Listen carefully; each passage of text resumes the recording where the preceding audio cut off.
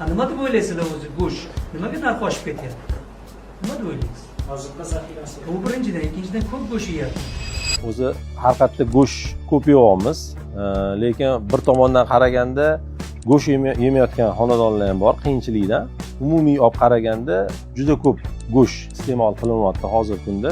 Yoshlik paytda unaqa misol uchun osh qilinganda ham shu ozgina anaqa mol go'sht solinardi, keyin ozgina dumba solinardi. Ko'p go'sht solinmasdi. Hozir osh qilinayotganda guruchcha anaqasida go'sht solinyapti. Ya'ni 1 kilo guruchga 1 kilo go'sht solinyapti. Juda ko'p go'sht ishlatilyapti. Keyin shashliklarni ham oladigan bo'lsak, shashlik ham tansiq taom bo'lgan, har qayerda ham quvurmagan, deymi? Shashlik bir oyda bir shashlik yerdiksa, yeganda ham shu oldinga qaraganda. Hozirgi kunni qaranglar, hozir misol uchun mochkichiri, mana mochkichirilar qilyapti.